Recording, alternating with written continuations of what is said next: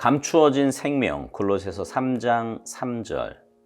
너희 생명이 그리스도와 함께 하나님 안에 감추어졌습니다. 성령은 하나님 안에 그리스도와 함께 감추어진 우리의 새 생명이 얼마나 진실하고 영원토록 안전한 것인지를 증거하십니다. 바울의 서신들은 계속 이를 주장합니다. 그러나 우리는 거룩한 삶을 사는 것이 가장 위태로운 삶인 것처럼 말합니다. 사실 거룩한 삶을 사는 것은 가장 안전한 삶을 사는 것입니다. 그 이유는 전능하신 하나님께서 우리의 거룩한 삶에 그리고 그 삶의 뒤편에 계시기 때문입니다. 오히려 불안정한 삶은 하나님 없이 살아보려고 애쓰는 것입니다. 만일 우리가 거듭난 사람들이라면 하나님과 바른 관계를 가지고 사는 삶이 가장 쉽습니다. 하나님의 경고에 귀를 기울이고 빛 가운데 거하기를 주의한다면 오히려 죄를 짓는 것이 가장 어려운 일이 될 것입니다. 종종 우리는 죄로부터 구원을 얻고 성령으로 충만하며 빛 가운데 행하는 삶을 마치 커다란 높은 산꼭대기에 서 있는 것으로 오해하는 경우가 있습니다. 여기 이렇게 높은 곳에서는 그렇게 오래 있을 수 없습니다.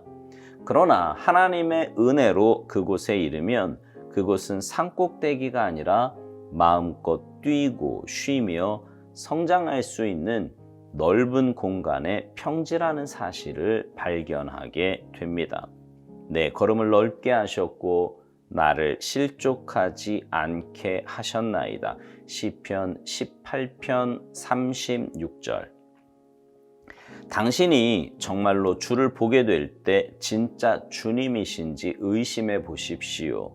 그분께서 마음에 근심하지 말라고 하시면 한번 스스로 근심해 보십시오. 그분이 거기에 정말로 계시다면 의심을 하거나 근심하는 것은 도덕적, 의지적으로 불가능합니다. 그 이유는 당신이 예수님과 인격적인 관계에 들어가는 모든 순간에 그분의 말씀은 사실이기 때문입니다.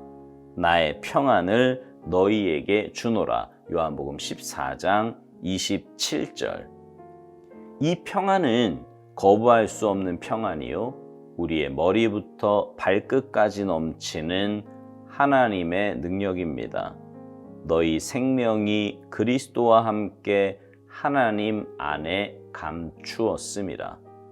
아무도 방해할 수 없는 예수 그리스도의 평안이 당신에게 부여되는 것입니다.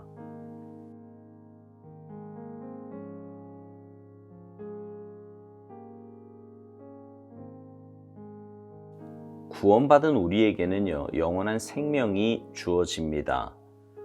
그래서 예수 믿고 나면 구원받았다 혹은 거듭났다고 말하는 거예요. 다시 태어남, 즉 새로운 생명을 받았다라는 말이지요.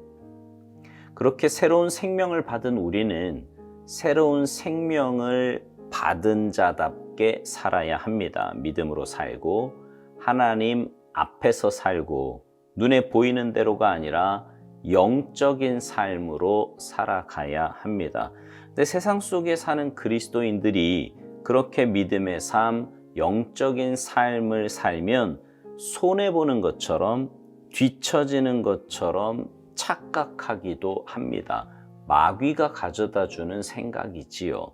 그러나 여러분, 하나님의 형상으로 지음받은 우리는 하나님 뜻대로 영적으로 믿음으로 살 때 가장 잘 살 수 있습니다. 혹 그렇게 사는 삶이 이 땅에서 조금 손해를 본다고 해도 우리는 이 땅에서 최종적인 최후의 셈, 그 셈을 하는 사람들이 아닙니다. 영원한 천국에 가서 그 셈을 하게 될 거고요. 그 열매를 가지고 우리는 영원히 살게 될 거예요. 그러니 이 땅에서 영원히 살 것처럼 눈에 보이는 대로 선택하며 살 것이 아니라 영원한 천국을 믿음의 눈으로 바라보며 믿음의 선택을 하며 살아가야 하는 것입니다. 오스왈드 목사님이 이렇게 말합니다. 우리는 거룩한 삶을 사는 것이 가장 위태로운 삶인 것처럼 말하는데 사실 거룩한 삶을 사는 것은 가장 안전한 삶을 사는 거라고요. 그 이유는 전능하신 하나님께서 우리의 거룩한 삶에 그리고 그 삶의 뒤편에 계시기 때문이라는 것입니다. 오히려 불안정한 삶은 하나님 없이 살아보려고 애쓰는 거라고요. 그렇습니다. 우리가 그런 영적인 삶을 살아야 하는 또 하나의 이유는 그 영적인 삶에 주님이 함께 하시기 때문이에요. 늘 말씀드리지만 내 힘으로 사는 인생과 주님의 은혜와 도우심으로 사는 인생은요, 게임이 안 돼요. 게임이 안 돼. 하루 이틀 살고 말 것이 아닌데 그 인생을 뒤돌아보면 결국 주님이 함께 하시는 인생이 행복한 삶, 기쁨과 감사가 넘치는 삶을 살게 되는 것입니다. 오스왈드 목사님이 계속해서 이런 말을 합니다. 만일 우리가 거듭난 사람들이라면 하나님과 바른 관계를 가지고 사는 삶이 가장 쉽다는 거예요. 하나님의 경고에 귀를 기울이고 빛 가운데 거하기를 주의한다면 오히려 죄를 짓는 게 가장 어려운 일이 될 거라고요. 그렇죠. 거듭난 사람, 영적인 소망을 가지고 사는 사람은 하나님과 올바른 관계를 맺으며 살아갈 수밖에 없습니다. 하늘의 맛을 알았고요. 주님과 동행하는 기쁨을 알았으며 영원한 천국의 소망이 있음을 알았는데 어떻게 하나님에게서 멀어질 수 있겠습니까? 어떻게 눈에 보이는 대로 살 수 있겠냐고요. 거기다가 주님과 함께 사는 삶, 빛 가운데 거하는 삶이 어떻게 어둠에서 행하는 일들을 할 수 있겠어요? 말도 안 되지요. 말도 안 돼요. 예전에 우리 교회 부흥에 오셨던 목사님이 그런 말 했던 거 기억하세요? 말씀 한 구절이 없어서 죄를 짓는다고요. 바꿔 말하면 말씀 한 구절이 우리를 붙잡기만 해도 우리는 죄 가운데 거할 수 없다 이 말이에요. 그러니 하나님과 바른 관계를 맺으며 살아가는 사람에게는 어둠에서 행하는 일, 내 마음대로 살려고 하는 마음, 이런 모든 것들이 더 힘들게 느껴지게 된다는 겁니다. 신앙생활을 조금만 오래 한 분이라면, 그리고 믿음으로 살려고 최선을 다한 분이라면 주님 안에 거하는 삶이 얼마나 복된 삶인지 잘 아실 거예요. 예전에는 조금만 어려우면 마음이 막 무너지고 그 무너진 마음이 오래가서 삶이 너무 힘들고 버거웠는데 이제는 아무리 어려워도 마음이 쉽게 무너지지 않습니다. 혹 무너진다고 해도 말씀 붙잡고 또 주님 주시는 위로로 금방 회복이 돼요.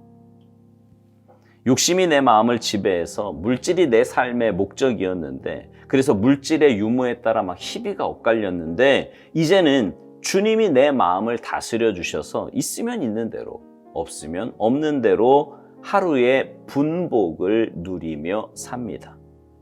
사람과의 관계도 내 기분 따라 내 취향 따라 고집 따라 대하곤 했는데 이제는 누구를 만나던 주님께 대하듯 합니다. 그래서 단점보다는 장점을 보려고 노력을 하고요. 보이는 단점도 그 장점으로 덮으려고 애를 씁니다. 여러분 이렇게 살잖아요? 그러면 가장 먼저 내가 살맛이 나요. 내가. 그리고 그런 나를 통해 가장 가까이 있는 우리 가족들이 그 복을 누리게 됩니다. 그러니 빛 가운데 행하는 삶은 오스왈드 목사님 표현대로 마음껏 뛰고 쉬며 성장할 수 있는 넓은 공간의 평지에 머무는 것과 같습니다. 사랑하는 성도 여러분, 여러분은 신앙생활을 여러분의 힘으로 하십니까? 아니면 주님의 은혜로 하십니까? 한번 생각해 보세요. 내 힘으로 하는 신앙생활에는요, 한계가 있어요. 그러나 주님의 은혜로 하는 신앙생활에는 한계가 없습니다.